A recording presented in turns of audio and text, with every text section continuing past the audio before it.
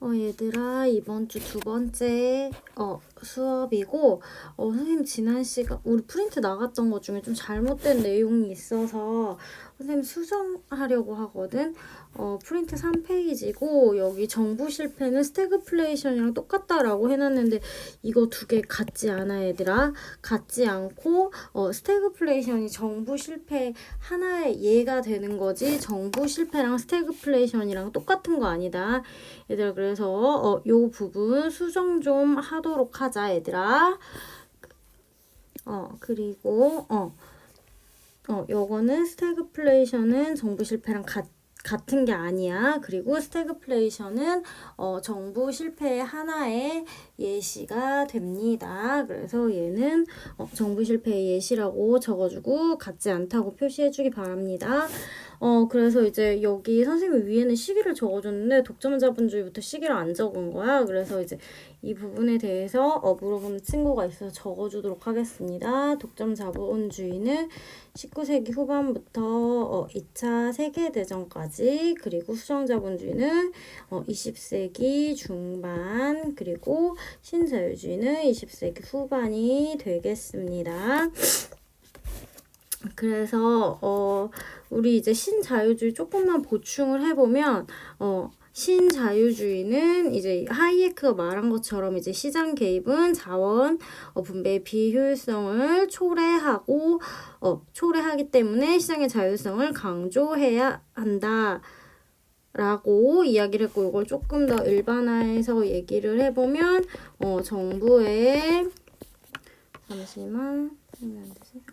정부의 역할이 축소되어야 하고 시장 기능을 확대하자라는 이런 내용이 신자유주의의 핵심이 되겠습니다. 그래서 이러한 신자유주의에서는 주로 자유무역이 확대가 될 것이고 지나치게 확대된 복지가 축소됩니다. 잠시만.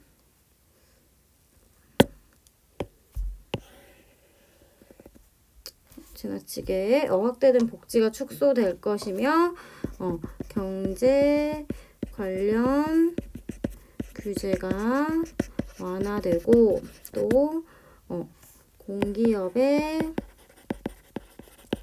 민영화를 통한 국가 경쟁력 강화를 강조합니다. 그래서 이 부분 프린터에 빠져 있으니 여러분 적어 놓기 바랍니다. 그래서 여러분 프린트 2페이지에 지난 시간 수업 들으면서 아마 이 내용 적어놨을 거예요. 그래서 이 내용 본인 프린트에 잘 적혀있는지 확인하고 적혀있지 않으면 적는 게 좋지 않을까라고 우선은 그렇게 생각을 합니다. 그래서 이제 우리 지난 시간에 배웠던 내용 중에 이제 자본주의와 정부의 역할을 한번 정리를 해볼게 얘들아. 자본주의와 정부의 역할을 보면 자유방임주의, 그리고 수종자본주의, 신자유주의에서 각각 정부 어떤 역할을 하고 있었는지 선생님 답 적기 전에 너희들이 한번 생각을 해서 동영상 잠깐 멈추고 한번 적어보도록 하자. 이제 답을 같이 맞춰보면 자유방임주의에서는 즉 산업자본주의 시대에 이제 애덤 스미스가 자유방임주의를 주장을 했잖아. 이러면서 국가는 어떠한 국가여야 되냐. 그러면은 값싼 정부 즉 많은 예산이 필요하지 않고 국방이나 치안만을 담당하는 소극적인 국가관을 이야기를 했지. 그래서 자유방임주의에서의 정부는 작은 정부라고 이야기할 수 있습니다. 다음으로 수정자본주의에서는 이제 1929년 대공황을 해결하기 위해서 등장했고 여기서 이제 정부의 역할을 강조를 했습니다. 그래서 이때의 정부는 큰 정부의 역할을 했고 마지막으로 신자유주의에서는 다시 정부의 역할을 축소해야 한다고 이렇게 이야기를 했습니다. 그래서 이 부분 정리해서 비교해보면 좋을 것 같습니다. 그리고 마지막으로 우리 시장 실패랑 정부 실패라는 이야기가 나오는데 이 시장 실패와 정부 실패가 무엇인지 다시 한번 정리를 해주면 시장 실패는 시장에서 자원이 효율적으로 배분되지 않는 현상을 시장 실패라고 이야기를 하고 정부 실패는 시장 실패를 개선하기 위한 정부의 개입이 더 나쁜 결과를 초래하는 것을 정부 실패라고 이야기합니다. 그래서 시장 실패와 정부 실패의 의미를 다시 한번 잘 알아두면 좋을 것 같습니다. 그래서 여러분 우리 지난 시간이랑 이번 시간에 지난 시간에 자본주의의 역사적 전개 과정과 그 특징에 대해서 배웠고 이번 시간에 잠깐 빠진 부분 정리했고 그 다음에 자본주의와 정부의 역할 그리고 시장 실패, 정부 실패의 의미까지 같이 봤어요. 그래서 우리 이번 시간에는 어디 공부할 거냐면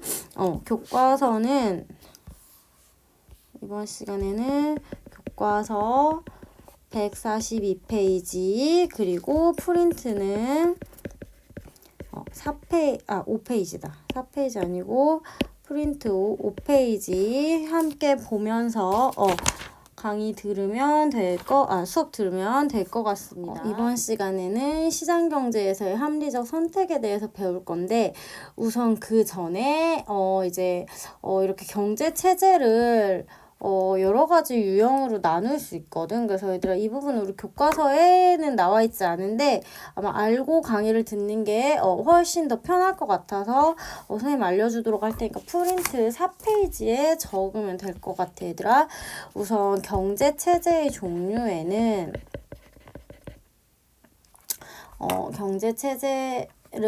경제체제라는 게 뭐냐면 경제체제는 경제 문제를 해결하기 위한 합의된 제도나 방식을 경제체제라고 합니다. 그래서 이러한 경제체제는 이제 또 이렇게 경제 문제를 해결하기 위해서 희소한 자원을 어떻게 사용하고 배분할 것인지를 결정하는 방식을 경제체제라고 하고 이러한 경제체제는 그 사회의 문화나 사회적 상황 등이 반영이 되어 있기 때문에 경제체제는 국가나 사회에 따라서 다양하게 나타날 수 있습니다. 그래서 이러한 경제체제는 어떻게 나눌 수 있냐면 경제 문제의 해결 방식에 따라서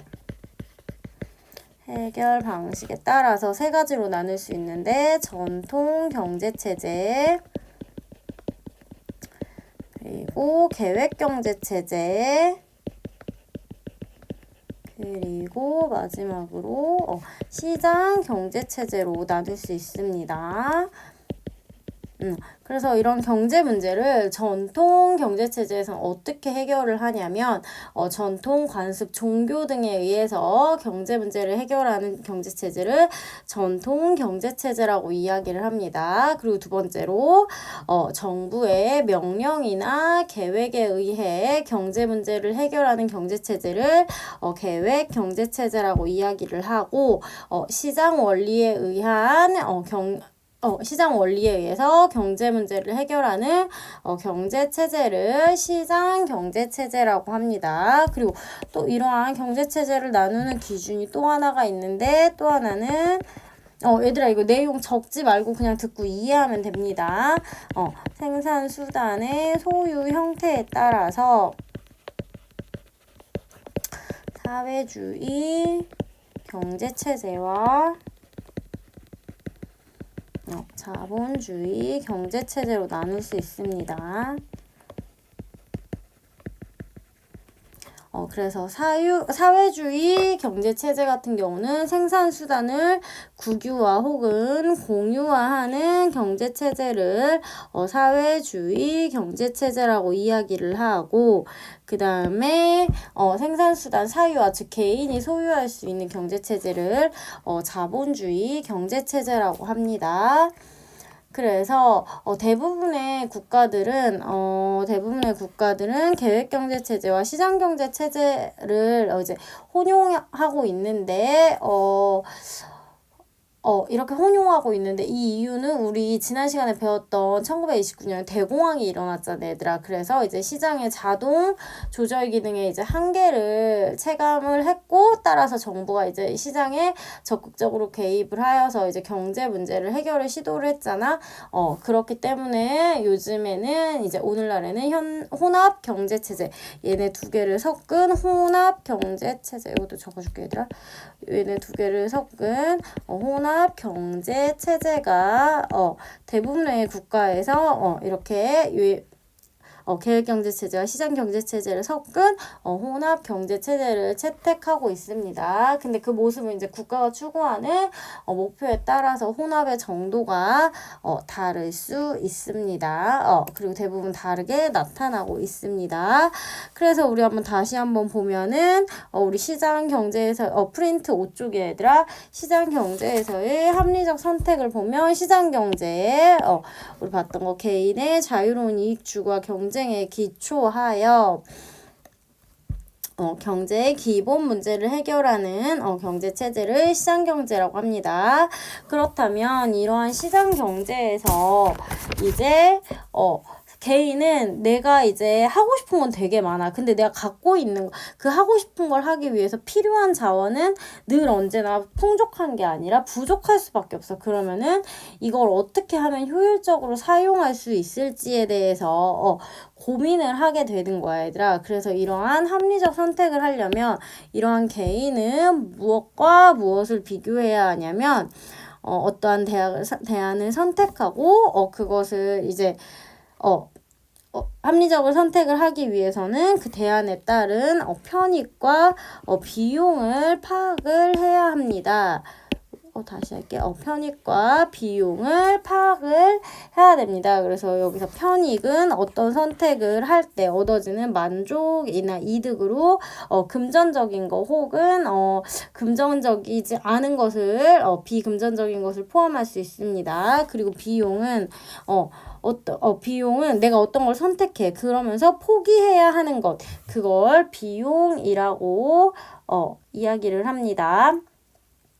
그 비용 중에서도 이제 우리가 기회비용이라는 이러한 개념을 배워야 되는데, 기회비용은 뭐냐면 내가 어떤 선택을 할 때 포기한 것들 중에서 가장 가치 있는 것을 기회비용이라고 해. 그러니까 요거 조금 이따가 선생님이 예시를 들어줄게. 그러니까 포기한 것들 중에서 가장 가치 있는 것을 기회비용이라고 합니다. 그래서 이제 주로 이제 어떤 선택을 할 때 내가 들어간 비용이야. 그래서 이러한 선택을 할 때 직접적으로 내 주머니에서 돈이 직접 나가는 거야. 실제 지출한 비용인 명시적 비용과, 아니면 내가 A라는 대안을 선택하지 않고 B라는 대안을 선택할 수 있었는데 A라는 대안을 선택을 하게 되면 B 대안을 통해서 얻을 수 있었던 것을 포기할 수밖에 없잖아. 그래서 이런 다른 대안을 선택함에 따라 얻을 수 있었으나 포기한 가치인 암묵적 비용으로 기회비용은 이루어져 있습니다. 그래서 이런 기회비용과 경제 문제에 대해서 보면, 경제 문제는 이제 희소성으로 인한 선택의 문제이고, 모든 선택의 문제는 항상 선택에 따른 기회비용이 발생하게 됩니다. 여기서 여러분, 희소성이라는 단어가 우리 지금 수업 시간에 처음 나왔는데 이게 어떤 상황을 말하냐면, 희소성은 인간의 욕구는 무한한데 비해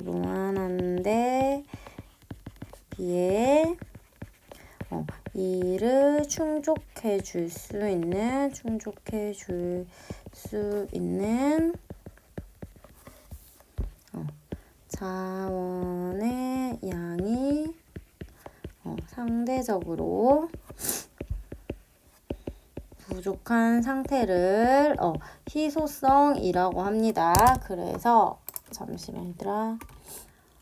그래서 얘들아 이런 희소성이라는 개념은 뭐랑 비교가 되냐면 희소성이라는 개념은 희귀성이라는 개념이랑 비교가 되고는 하거든. 그래서 적어줄게. 희귀성이라는 개념이랑 주로 비교가 됩니다. 희귀성 같은 경우는 절대적으로 자원의 양이 잠시만 얘들아. 자원의 양이 절대적으로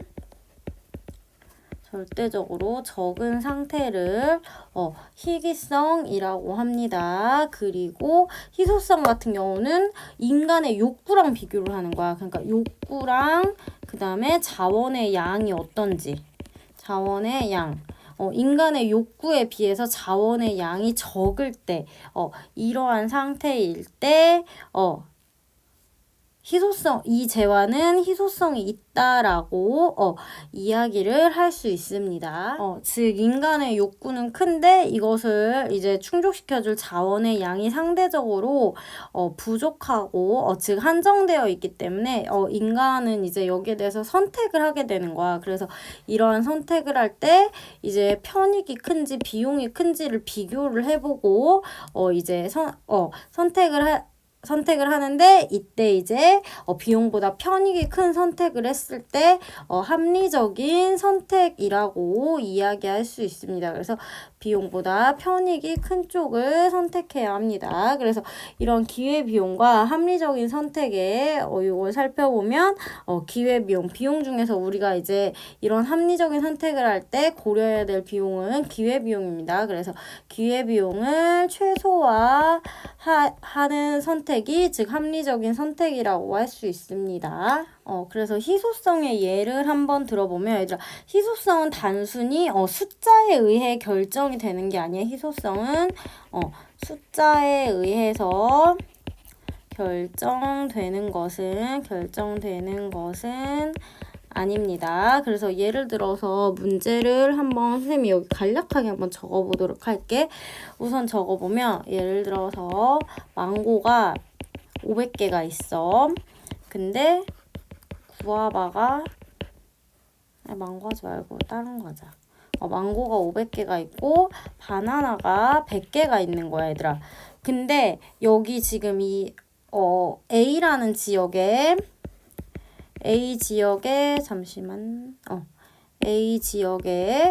망고가 500개 있고 바나나가 100개가 있어. 그리고 이 A 지역에 사는 사람들 있잖아. 이 사람들은 망고만 먹고 바나나는 먹지 않아.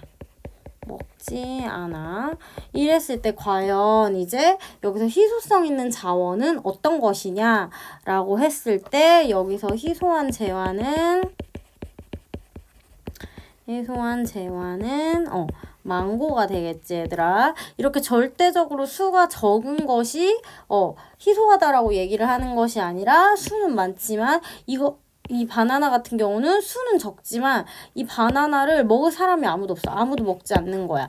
그리고 망고는 비록 그 숫자는 바나나보다 많지만 이 망고를 먹고 싶은 사람 이 망고만 먹는 거야. 그렇기 때문에 이렇게 절대적인 숫자에 의해서 결정되는 것은 아니고 상대적인 개념이 됩니다. 그래서 이러한 예시에서 희소한 제안은 바나나가 아닌 망고가 됩니다. 그래서 우리 희소성까지 봤고 얘들아 우리 이제 합리적인 선택을 할 때 편익과 비용을 고려해야 한다고 했는데 비용에는 기회비용과 매몰비용이 있는데 선생님 아까 말할 때 기회비용을 고려를 하고 이런 기회비용을 최소화하는 선택이 즉 합리적인 선택이라고 이야기를 했습니다. 그러면은 기회비용을 고려하고 그럼 고려하지 않아도 되는 비용이 있다는 얘기거든 얘들아. 그래서 그 고려하지 않아도 되는 비용이 뭐냐면 매몰 비용입니다. 그래서 이 매몰 비용은 이미 지급해서 회수할 수 없는 비용이야. 그래서 즉 이미 내가 이제 이걸 할지 말지 이런 선택을 하는 시점에서 모두 지출해서 이제 회수할 수 없는 비용으로 내가 이제 합리적 선택을 위해서는 이러한 비용을 고려하면 안 됩니다. 그래서 이렇게 내가 합리적 선택을 하는 시점에서 고려하면 안 되는 비용을